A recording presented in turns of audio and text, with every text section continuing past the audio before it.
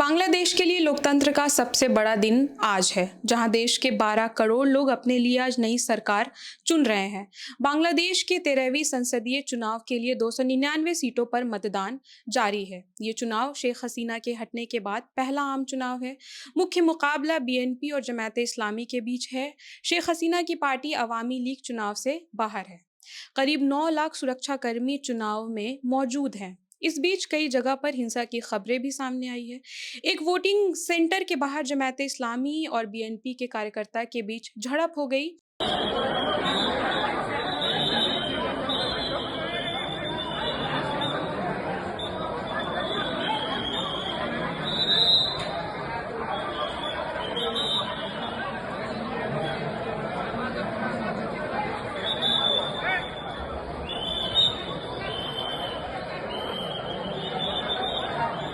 जिसमें बीएनपी नेता मोहिजुबुल्ला कोच्चि की मौत हो गई।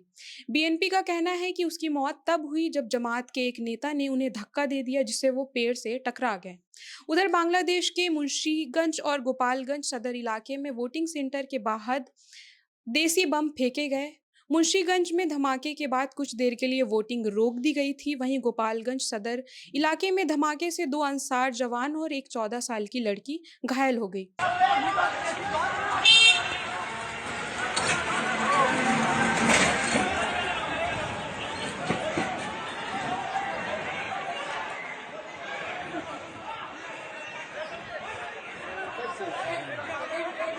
जिसके बाद जलपाईगुड़ी समेत अन्य इलाकों में बीएसएफ हाई अलर्ट पर है।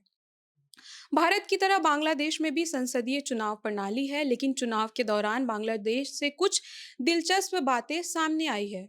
वोटर्स को मतदान के लिए 2 पर्चियां दी जा रही है। बांग्लादेश चुनाव में मतदाता को बैलेट पेपर के तौर पर 2 पर्चियां दी जा रही हैं। एक बैलेट पेपर में उम्मीदवारों और उनके सिंबल दिया है, जिस पर मुहर लगनी है, जबकि दूसरी पर्ची जनमत संग्रह की है, जिसके तहत लोगों को ये बताना है कि वो जुलाई चार्टर के पक्ष में है या नहीं। इस चार्टर के तहत राष्ट्रपति की शक्तियां बढ़ाने जैसे कई बदलाव का प्रस्ताव है। हालांकि बीएनपी इसके पक्ष में नहीं है। वहीं जमात इस्लामी और नेशनल सिटीजन्स पार्टी का झुकाव इन बदलावों की ओर है। अगस्त 2024 में छात्र नेतृत्व वाले आंदोलन के बाद शेख हसीना को पद छोड़ना पड़ा था।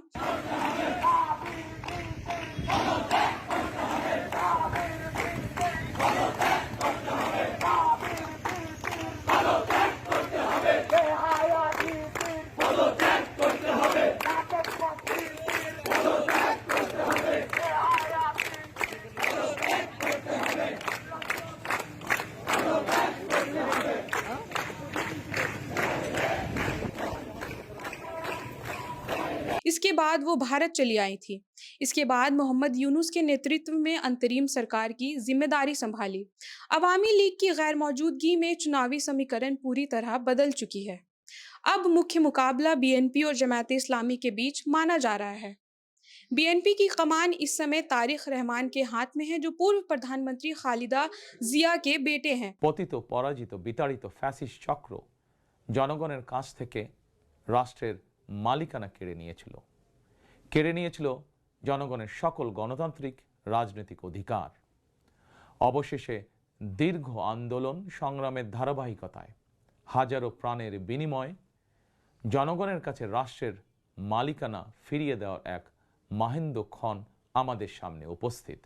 आगामी 12 फरवरी अनुष्ठित होते जाच्छे गणतंत्रकामी जनगणের बहु। वहीं दूसरी सबसे बड़ी पार्टी है बांग्लादेश जमात इस्लामी, जिसका नेतृत्व शफीकुर रहमान कर रहे हैं और ये देश में शरिया आधारित राजनीति का समर्थन करते हैं। সকাল 11টার দিকে একটা ঘটনা ঘটে, আবার বিকালের দিকে আরেকটা ঘটনা ঘটে।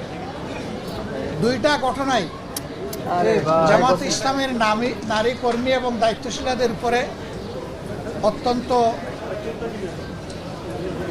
বেদনাদায়কভাবে বিএনপির লোকেরা এবং তাদেরকে আবদ্ধ করেও রাখে। পরে আইন শৃঙ্খলা বাহিনী এবং আমাদের লোকদের। इस चुनाव में जमात ने छात्रों की पार्टी नेशनल सिटीजन्स पार्टी के साथ गठबंधन किया।